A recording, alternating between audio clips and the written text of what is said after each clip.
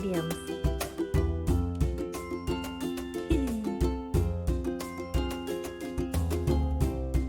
Oh, it's pretty! It is so pretty! I love it! Yay!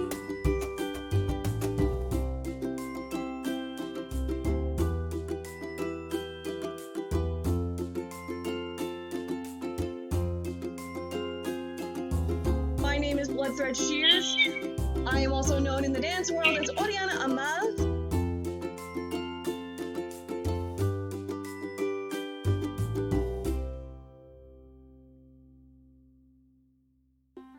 Oh, what am I doing?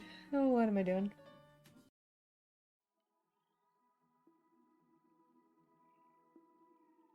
Good morning, Merry Time Zone, and welcome to my stream. I'm Blood Thread Shears, Shears for short, and today we're going to be doing a little something, very interesting for me at least. Today is the start of Knitting Basics 101, a 4-part series that got unlocked from last month's fundraising, and where I show you the basics of how to knit. And let me bring my microphone a little closer. So, I teach knitting to friends or anybody interested, and I will be opening up lessons, private lessons for those who are interested. I have set the rate at $50 for 2 classes, where I get you started on basic stitch such as garter stitch, stockinette, and all that wonderful stuff. Today is just basically the ground level of things to get. So I'm actually gonna really quickly finish combing out my hair. I actually was planning on doing something nice with my hair today, but didn't happen. So, yeah.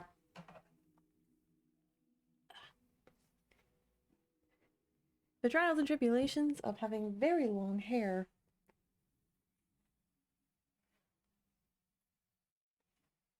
There we go. Good enough? So, yeah, actually let me fix my commands. Properties.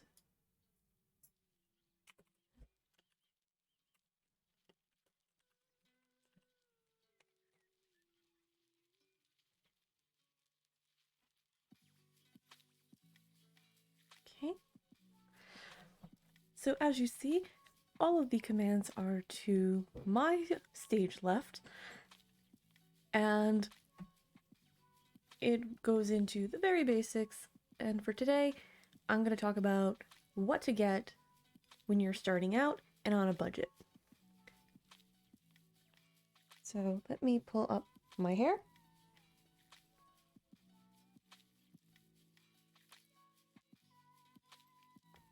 I shall recomb my hair later, because as soon as I am done here, I'm off to dog sitting.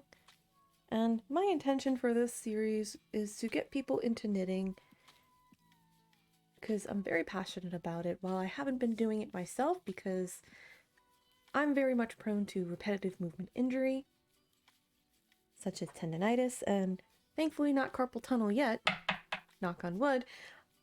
I am very happy when people say, oh, I've always wanted to learn how to knit, but I never had time, or never knew how, or I got overwhelmed. You're in a good place. I'm a very good teacher, and I say this very humbly. I have taught the French tuck, and I have taught Fairbear, and I've taught many other folks how to do the basics. How I teach is through positive reinforcement. I don't tell you what you did wrong. I ask you how you felt about the project, where you think you went, where you slipped up. I want you to figure it out through dialogue. How do you feel about your tension? How do you feel about what you were working on? And when people my students show me their work, I am your biggest hype person. Fairbear and Tuck are very much witness to that. I get very excited when I see my students' progress. And I will be that person who says, look at this. Look at what my student did. Look at that sexy stitch work. Look at that. And I want people to feel accomplished when they make something. And I also want you to learn along the way, which is what we will be doing today. And a little surprise for today, because if you were here last Sunday, maybe? No, lies. On Monday. I am smart, I am pro streamer. I started making some overlays. And I'm very proud to say they're ready. So give me 1 second to show you. Ta-da! Hold on 1 second.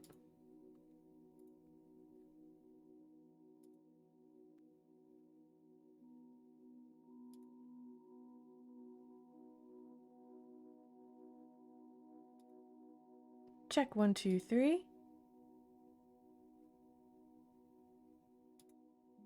Check 1, 2, 3. They work! Oh no. Oh, okay. Alright, they work. So, as you can see, I made all of this using Canva. I had to get a free trial for the premium to get everything to work, but it works. It's fine. This is fine. So, as you can see, all commands are up above this time, as well as captions. And a big shout out to DC Lasser to turning me on to these types of captions, because they're useful. They're very useful, and I got a notification on my phone. Okay. Doop. I also have stream on my phone. That way I can see, oh, biscuits.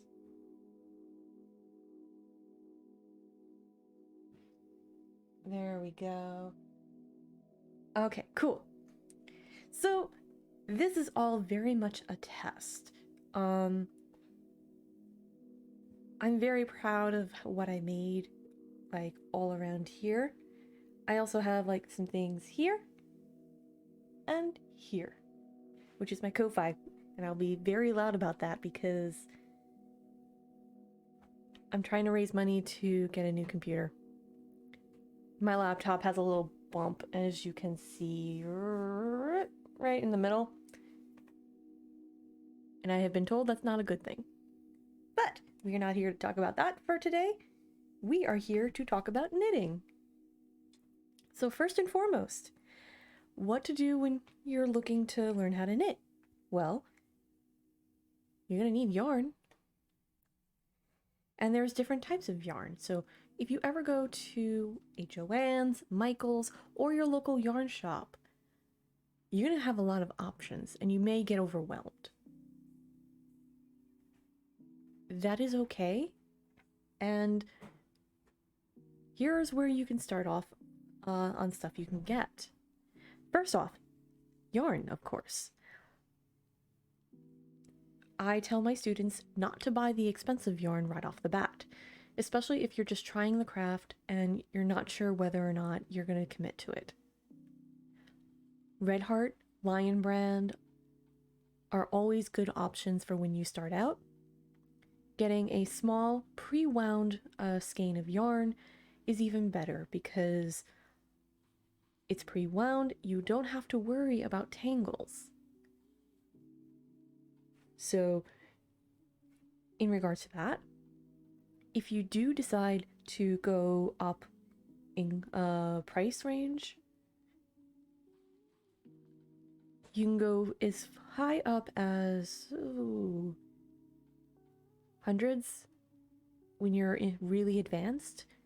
But if you're on a budget and you don't want to spend a lot of money, the $5 to $10 range is very reasonable, and you can get about 250 yards at most, or like 200 yards, and that is also a reasonable amount of yarn. And they come in all sorts of colors, weights, aka thicknesses, which we'll talk about right now. First off, this is a worsted weight. Worsted is basically a bit chunkier than a fingering weight. As you can see, I shall bring this over to the camera. This is a nice, thick, but still very springy. Worsted weight is very versatile, where you can make hats, socks, gloves, blankets, runs the gamut, really. And you can even make little trinkets out of these. I have a ball that I knit from worsted weight in a white color. And it's a great way to get used to the stitches, not have to worry about dealing with tangles, or if you slip a stitch and you've dropped something, it's not the end of the world and you can find it. The thinnest form of yarn is cobweb, and the name should say it all. Those are usually used for very delicate projects such as lace shawls, doilies, and they are a lesson in patience. I tell my students never to get those unless you are absolutely certain you want to attempt something like that. So excuse me while I take a sip. Oh, I also have a new command for when I drink my tea. Hold on. There we go.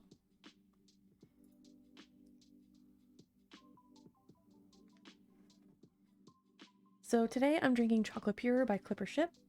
It's really tasty, and it's helping with my throat. Anyways, worsted weight is very versatile. It comes in many colors. Whatever you can imagine, they can do it. And it comes in many different fiber types, which is my next subject. Fiber type is important, especially if you have sensitivities or tactile aversion like I do. If you do not like scratchy stuff, that's okay. You can find a worsted weight yarn in a wool acrylic that is very nice. You can also find wool alternatives such as alpaca, cotton, bamboo, and acrylic. Red Heart does a lot of acrylic blends, so always check the tags for when you are shopping. And make sure when you go in, have clean hands, because you're not the only one that's touching the yarn and making sure that it's right for you. And when you go in, you check, you make sure it's nice and squishy, and it's right for you.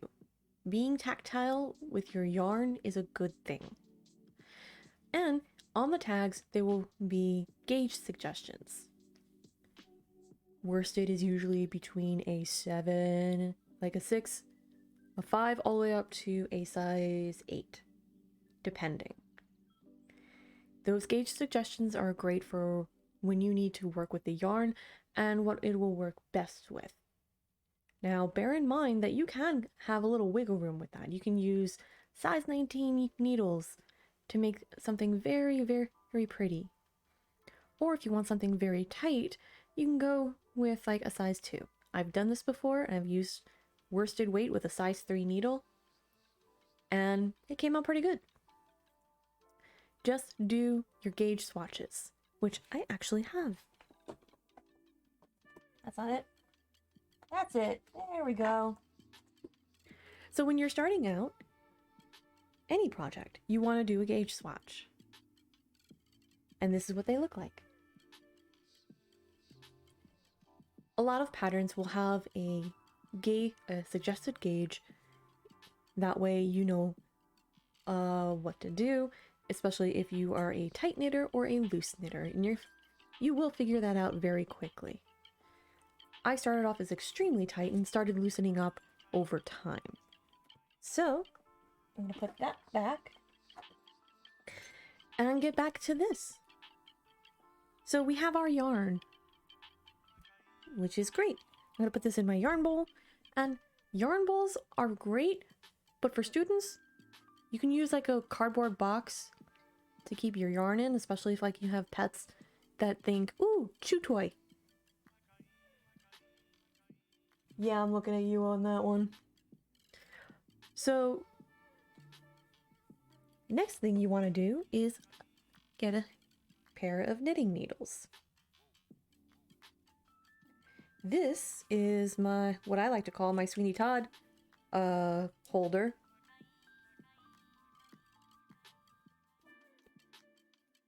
It is by Clover, and I got it at Joann's. Either Joann's or Michael's, I don't exactly remember. But I don't know why this thread is here, but I shall put that in the spare thread cup that I own. So, as you can see, I have multiple pairs of needles because different projects require different size needle and different length. There are two types. Well, there's a few, but for our purposes, there's two types that I have my students take a look at. We have our straight needle, and these can come in different styles, different materials. They can be in metal from aluminum to steel, and in wood like these are on the more inexpensive side of things. These are Clover. They are the Takumi. And the ones that I'm holding right now is a size 9 or 5.5 millimeter for my metric folk. These are made out of bamboo. They're very strong and they're very grippy towards the yarn, which is actually something you want to consider. Do you want something to hold on your needle, or do you want it to slip very quickly? When you're starting out, I highly recommend folks to get needles that will not slip off your needles that will not have your yarn slip off. And the thinnest ones I have are a size 7 or 4.5 millimeter. These are the longer ones, and they're about the same size as my size 10. So these are great, but for the purposes here, I'm gonna actually put these over on this side and pull out a size 8. These are the Brittany. These are a different type of wood, and they're very slippery.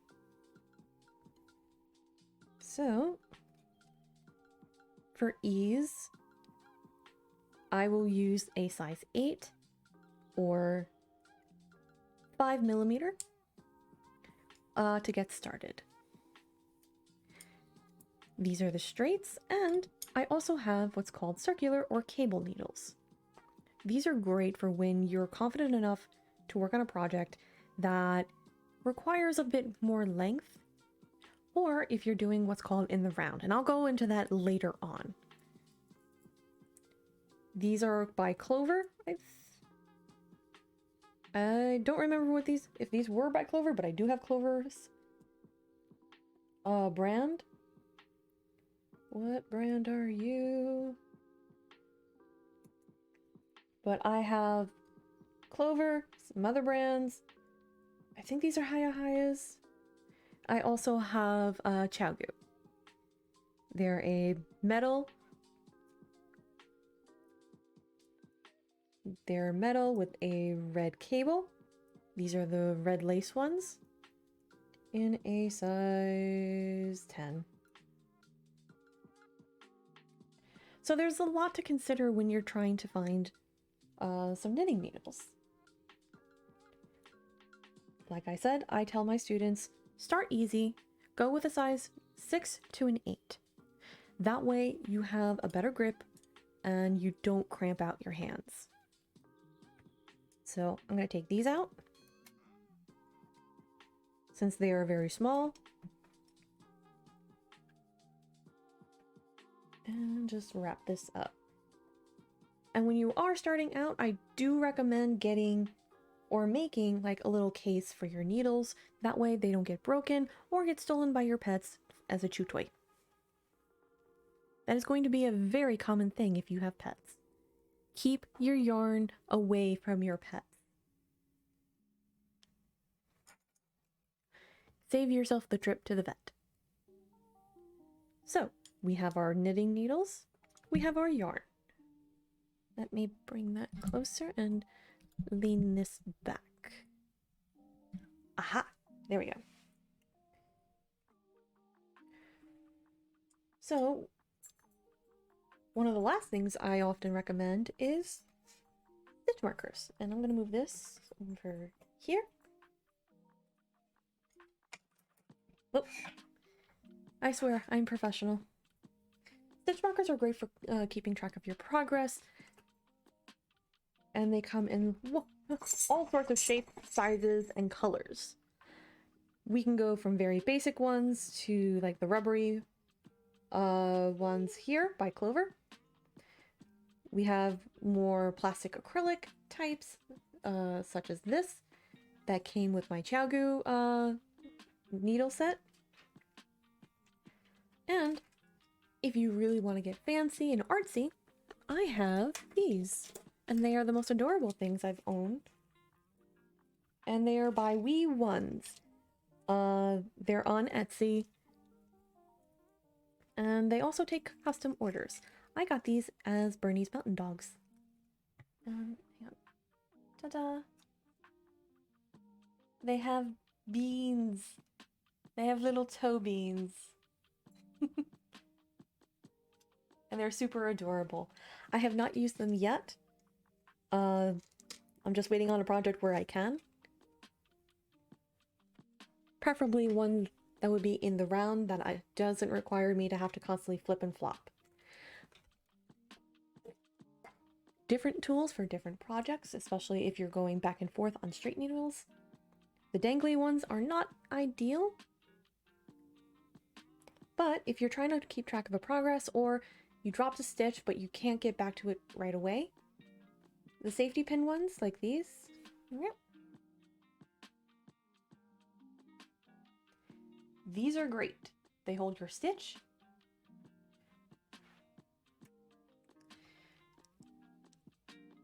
And they do wonders. So having these are great.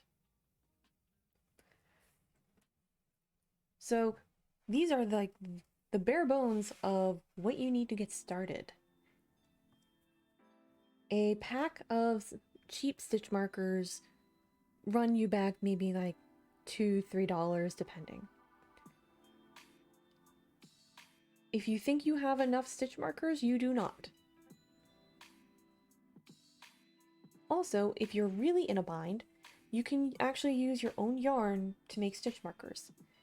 I recommend using a contrasting color or just embroidery thread. Like... where is the skein? Aha! Like this. It's enough of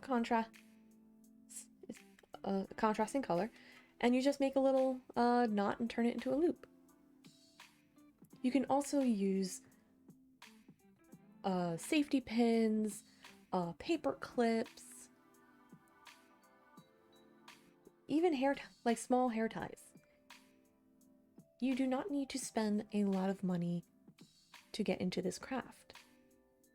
Oftentimes, when people find out you learn how to knit, one of two things happens. Oh my god, you knit? Make me something! And that's when you say no. Or, oh my god, you knit? Hey, you want this yarn? Because I bought it and I didn't need it anymore, or I'm trying to thin out my stash. And that former one is going to happen quite a bit. When people find out you know how to knit, they will give you their stuff. this has happened so many times. And keep an eye out on like groups like on Facebook or on Discord if you're on like the crafty servers. If somebody's willing to do a yarn swap or just give away yarn because they don't want it anymore, go for that.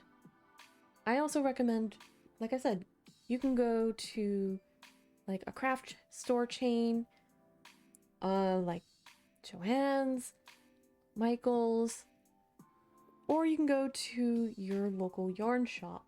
That requires a little bit of digging and a little bit of Google searching, but it helps to support a local business. If you're unable to afford like a lot of the yarns that are in local yarn shops, don't worry. You can always go to like the bigger stores first. And a lot of the time, yarn shops will have a lot of yarn on clearance. So learning how to do bargain hunting is a wonderful thing. And you can also check out thrift shops. Just keep an eye out on the quality and the smell. So excuse me while I take a sip.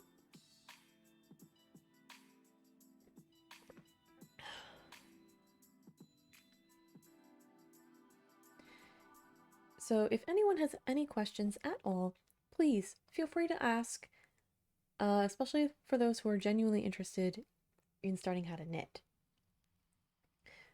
Because, like I said, I'm very passionate about this. And for today, I'm going to start off with learning how to do a slip knot. Slip knots are your initial stitch before casting on, or putting the yarn on the needle. So we're going to just stick that in there. And like I said, the ancillary stuff goes way beyond what you see here. I have a thing that holds the skein of yarn on a wrist. Or if you like ever see like those bag holder things that like hang on your table, you can use those to like hold the thingy. Or if like you're out and about, which I have done this, and there's like a coat hooks or something, you can actually put like that wrist hanger thingy right on there, and you have like a free access to your yarn, and you don't have to worry about it tangling. And you have like your yarn bowls, you have your ball winder, your Swift, which I will do some like photos of later on. But those are very much like we have gone to the point of no return. We are not going back. And for me, because of the yarn that I buy and the amount that I used to buy, I like to wind my own yarn. It's very therapeutic, and I've actually noticed people really enjoy that on Twitch. So, yeah. Like I said, you don't have to spend a lot of money. A lot of the times, this stuff can be extremely cheap. And you can still get good quality yarn.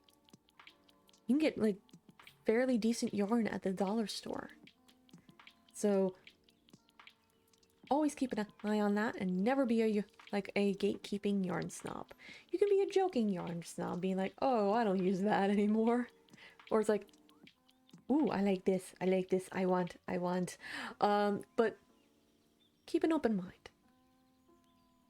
Alright, so first off, I'm gonna show you all how I do a slip knot. So we're gonna take this yarn and say for example we're gonna cast on 3 stitches. I'm only doing 3 just for the ease. So to start, you can use your arm as like your guide.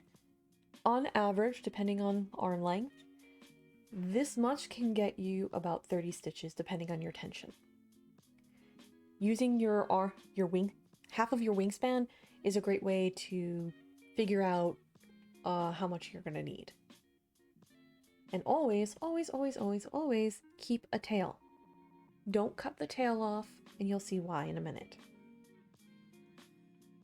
So, we're going to take this. We're going to take, you have your tail, and then you have the active line. You're going to take the line and go like that. You're going to have the tail go over the active line. So, one more time.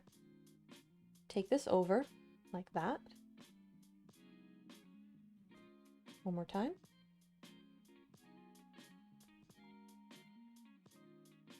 The tail goes over the active line, and from here, you're going to pinch here, right where they meet.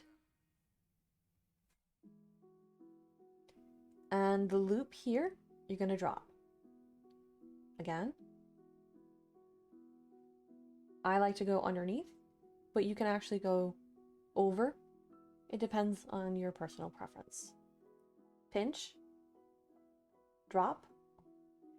So from here, you have this all nice and loose, and you have the tail. So what you're going to do is bring your pointer and your thumb in through the loop like so.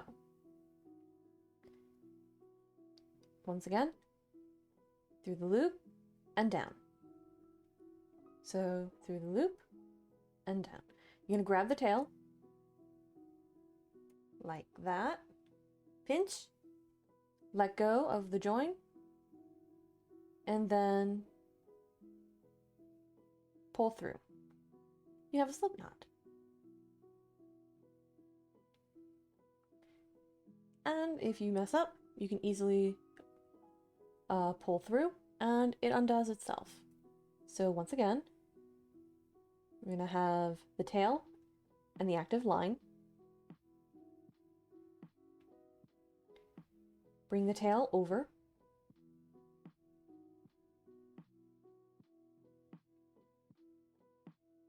So over the active line, like so. Pinch it where they cross. Drop. You drop the loop. Bring your finger and thumb through the loop and grab the tail, which is right here. Let go. Hold on to the tail and gently pull through.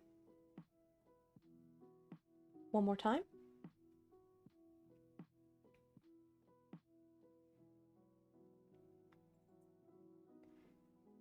Over the active line. Pinch where they cross. Bring your pointer and thumb through the loop. Bring it down to the tail. Pinch, let go, and from here, gently pull through. From there, you have your first cast on. So one final time. I'm going to do it slowly.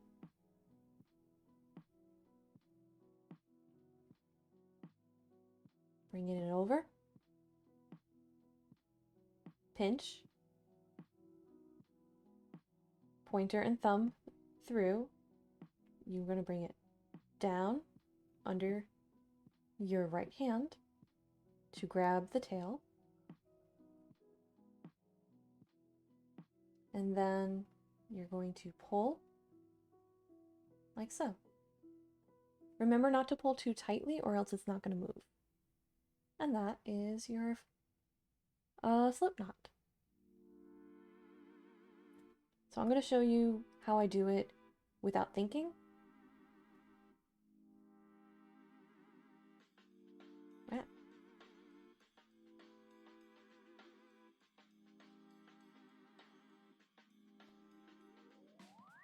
That's what it looks like super quick, like at regular speed. So, like so. That's at regular speed. when you're starting off, I want people to go slowly and to practice about 10 times. Then when my students say, hey, I think I got it, I'm like, great. Now do it 5 more times. So over,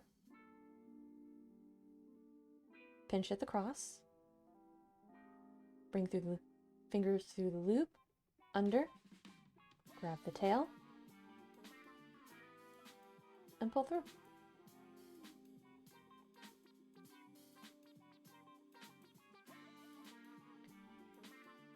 So that is basically how you get started.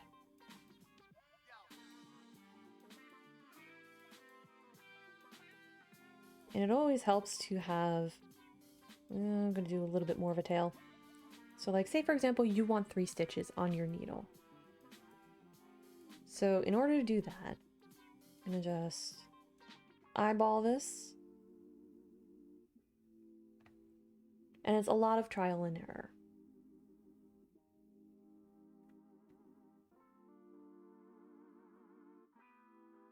Like so. Now, we have our slip knot, which is currently on my left pointer. Pick up your needle. And with the tail facing towards you and the active line facing away from you, you're going to take your needle and put through like so. Again, tail is always facing towards you. Active line is away from you. Take your needle, insert where the tip of your finger is, going towards your hand. One more time. Tail, active line, insert, and then from there, you're gonna take your thumb and your finger and just very carefully like that.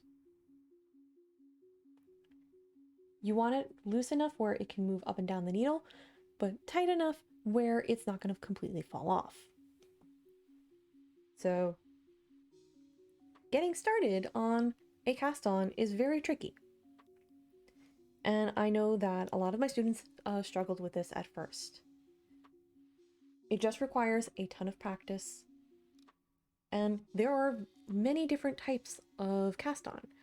There is Turkish cast on, there is English continental style, there is cable cast on, all sorts depending on what pattern you are working on and what project you are working on. A lot of the time there will be instructions on how to do the cast on or links to the resources to do so. So I'm doing a long tail cast on. So we have our tail to us, our active line away from us. So in between, you're going to take your thumb and your pointer, bring it inside, and you're going to take your other fingers and grab here. So again, go in between, open, and grab. One more time. Go in between the two. Take your remaining 3 fingers, gently grab, and expand with your pointer and thumb. It's going to look like a cat's cradle. So, once you do that, I bring this over to the point of the needle. A little trick I do is hold on to the slip knot. That way you don't have to worry about it moving. So doing cast on is a little tricky. But once you get the hang of it, you tend to just cast on very automatically, I will say. But it is close to top of the hour. And hold on one second. because I am smart.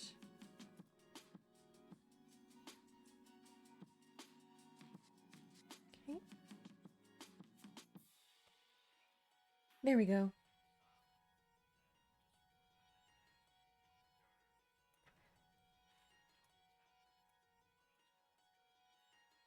Test 1, 2, 3. Okay. So yeah, it is top of the hour, so I am going to take a quick break to refresh on my drink, let Lexi outside, and around here, I strongly encourage folks to take care of themselves as they see fit. Whether it is to get up and walk around, stretch, having some food, taking some water, or whatever beverage they choose, having your medication, and did you take your meds today? This is your reminder. Giving your furry, scaly, or feathered friends some scritches and love, however you see fit. Be sure to take care of yourselves, and I'll be right back.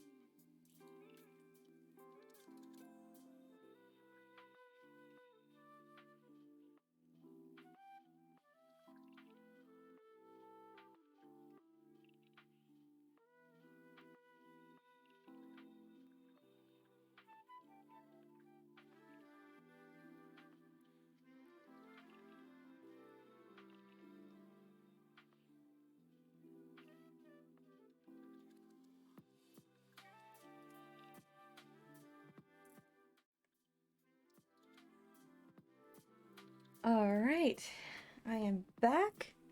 Lexi has been appeased, took her up and down the sidewalk, and I remembered to put laundry in, so yay! Just to check in with chat, how is everyone doing? And I'm very curious, what do you think of the stuff so far? And if you were lurking, don't worry about it, continue to lurk. I like my lurkers around here. Y'all are amazing.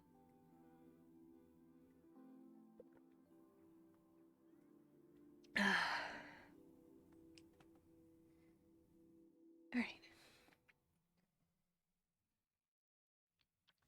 So for the next 45 minutes, I'm going to show y'all how I cast on. And if you are following along at home and you have any questions, please feel free to come into chat and just put question and then your question. That way I can see it a lot faster because of tracking issues and I don't always catch everything. And it helps. So, casting on can be very tricky and also very easy. Why is that? Well, depending on how you learn and what kind of cast on you are learning, a lot of the time it helps to have visual reference. So, we have our slip knot onto the knitting needle. And when you are starting out, I highly recommend using straight needles. That way you have a better idea of how to grip the needle. And it gives you a better idea of how the stitches are going to look on the needle and as they come off. You'll see what I mean in a moment. So for casting on, we have our tail facing us once again, and the active line facing away from us. So if you're sitting at your table or in a chair, tail is toward the torso, active line is away. So with your pointer and your thumb, you're going to be pinchy pinchy. You're going to go in between the tail and the active line. Hold here. Take the last 3 fingers to grip underneath, like so. And it's going to look like a little triangle before you open up your fingers. So once again, bring it in between, grip with the other 3, and spread. There is no delicate way of saying that. So insert joke here. But I'm going to go in like that. Take a grip, open up, and you're going to make a diamond shape. You're going to have the active line and the tail up here and down here. So like that. It'll look like a triangle from there. And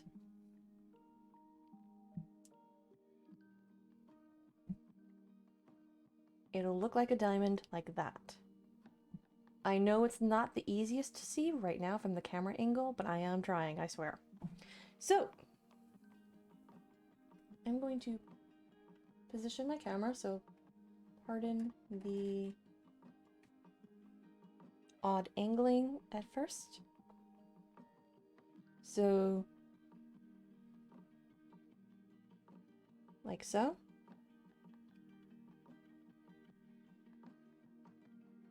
And we're going to learn, I'm going to show y'all how to do a regular long tail cast on. So we have our finger on the slip knot on the needle. So you're going to go toward and away. It's going to be very much a back and forth motion, and you're going to make a bunch of loops while you do this. So the initial loop, you're going to go over your thumb like so. Again, one more time. Over your thumb and under. Once again, over and under. The bottom part where you are gripping the tail is where you want to go. So again, over the thumb and then under to grip, like so. One last time, and then we'll go to the next step. If at any time that you need me to slow down or repeat a process, please let me know. I will be more than happy to repeat it. So open up, over, under, hold on to the loop. From here, you're going to go around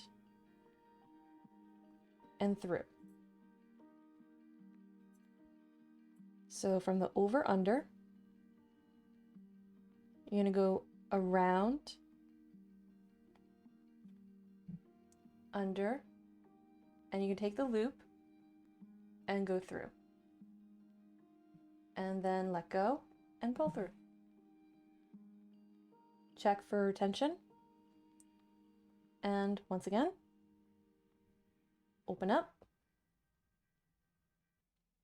over, under, over, under. So from here, you're gonna go, shoot. From here, you're gonna go around,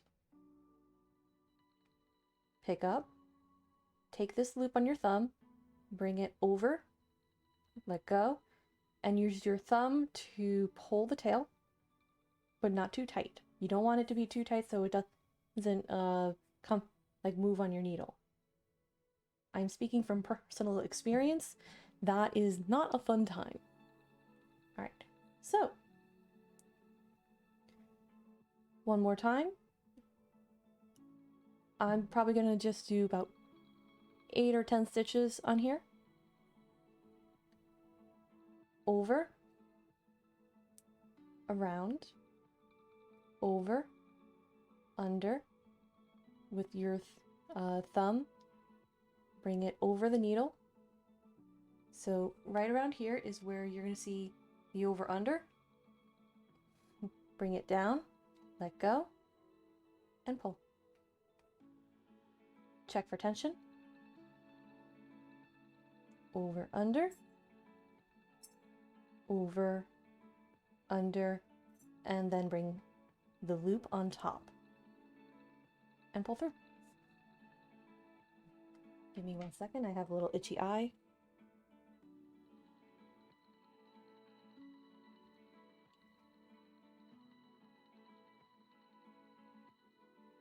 Okay.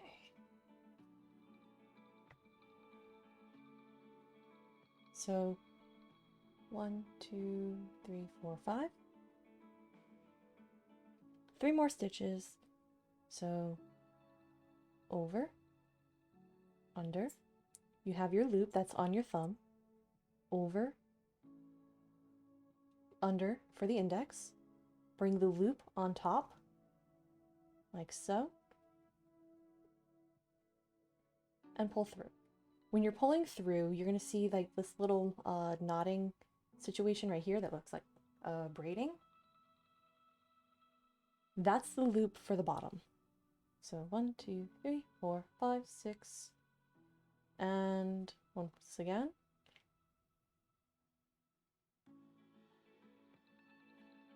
And to show that up to speed, it's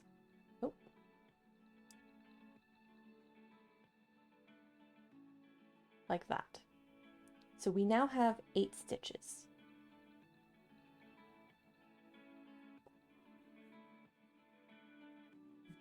Always check to see if your tension is okay. If it's too loose, you can take off and readjust. If it's too tight, again, take off, readjust.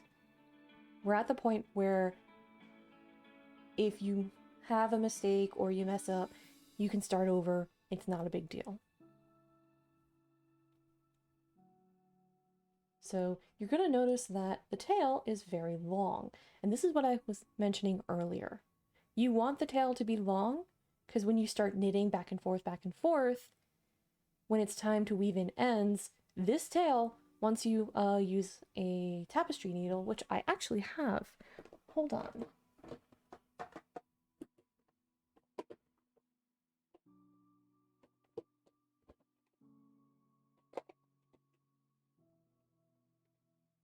Tapestry needles can come in metal, like these by Dritz.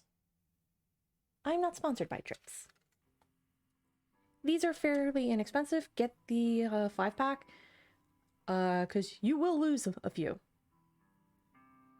Or you can go for the fancy, like this beautiful wooden tapestry needle. This is fairly pointy, and it's by Dan Tracy Designs. He's a local artist that comes around the local sheep and wool festival every so often. I have his hairpin in my hair. I like these because I actually double up using this for taping when I do my hair. Taping is basically a technique using thread or ribbon to just go in and out with your hair. And it's really nice. Also, these are good quality. These are the more pricier ones. They do last when you take care of them. But if you're just looking for something that is quick and easy, these are really good.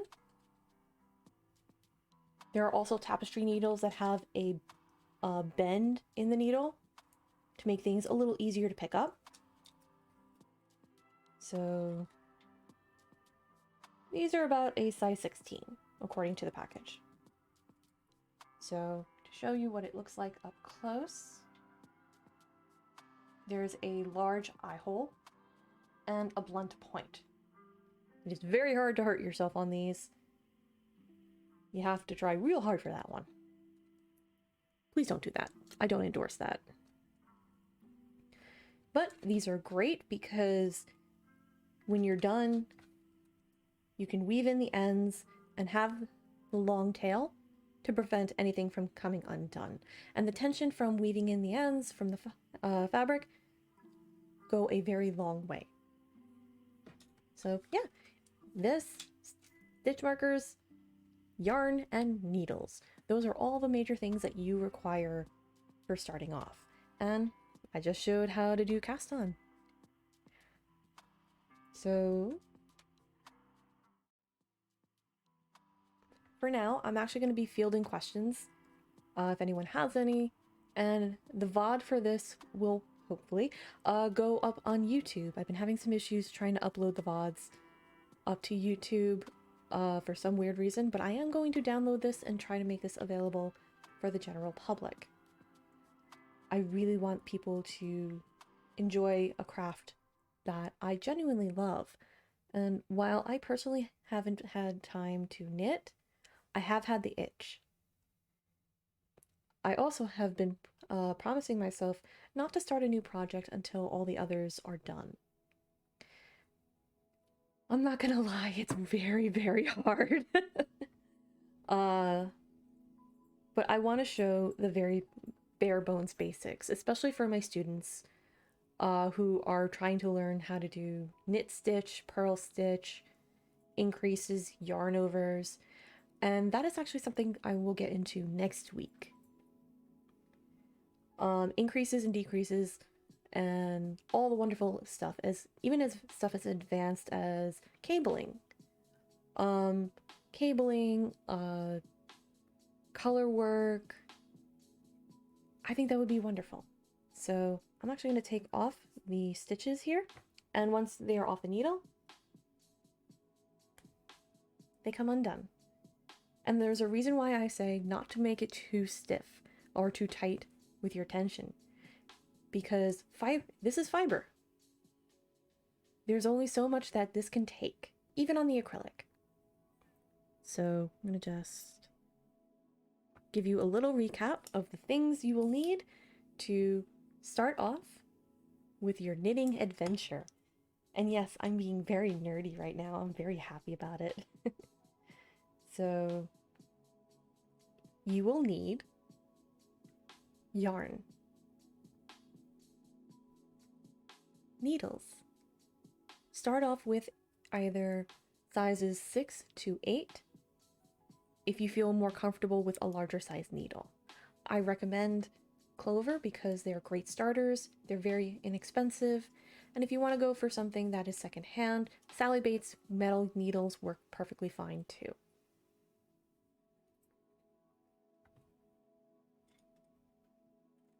Stitch markers.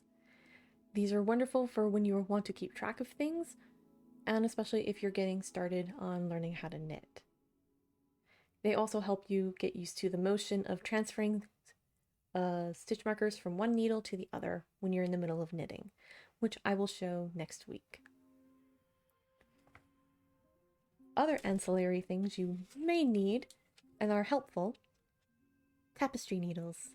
These are great for when you need to pick up a stitch or if you need to weave in ends when you are done, and I will show that in part 4. And if I can find it, where did I put it? Aha! A crochet hook for when you drop your stitches, because it will happen depending on the type of yarn you are working with. If you're just starting out, a regular size J or H works perfectly fine.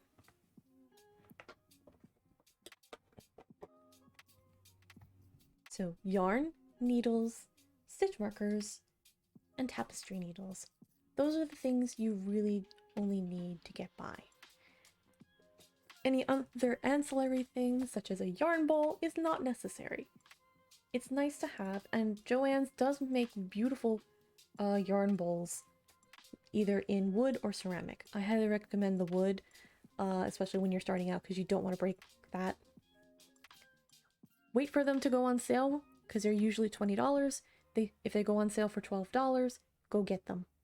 I highly recommend them. I got Tuck a very nice wood yarn bowl from Joann's. Mine is personally from Knit Picks. I got it from my local yarn shop. But you do not need to spend a lot of money, and I'm going to repeat this again. You do not need a whole lot of money to spend on yarn. You can go to your local yarn shop. You can go to your local thrift or charity shop. You can even have somebody drop off a giant stash of yarn for you, because it's gonna happen. You do not require a whole treasure trove of money to get started. You can even do this for free, because people are willing to give up stuff they no longer use. So always be on the lookout for that. And the most important part, practice, practice, practice. If this is something that you want to do, keep practicing. Remember to stretch your hands, which will be next week's lesson on care. So that is basically the syllabus for this series. And this has been the lesson. So I'm going to call it fairly early today. I do have some chores that I really need to take care of, and I have dog sitting today. So hold on one second. And if anyone has any questions, please feel free to find me on Twitter. I'm open to questions. I'm open to anything that requires help. And if you're interested in taking private lessons with me, feel free to DM me on Twitter. Lessons start at $50 for 2 lessons. I provide materials, learning materials, and know-how. I show you how to get started and how to do the basic stitch work. I'm also available after that for further lessons, and I'm open for commissions for those who are just watching and just enjoy the pretty things. So give me 1 second. Let me see who is on.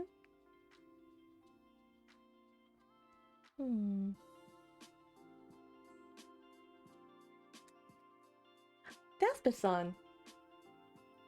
I haven't rated Daspith in a while. So, Daspith, pronouns he, him. He's currently doing speedrun for St. Jude of Super Mario Odyssey. He's a professional moderator, all-around good person, good quality people. I highly recommend him. He's very sweet.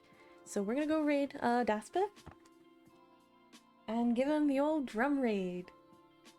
So hold on one second.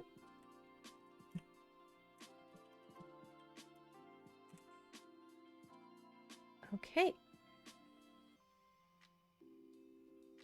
That is the drum raid call. Please feel free to put whatever heart emotes you'd like in front of it, and remember the raid rules. When we go over, be on your best behavior. Listen to the mods and streamer, and know that your behavior is a reflection of the love, music, and appreciation I bring over to their community. I will be back on Saturday at 1 p.m. Eastern Standard Time to get ready for my show on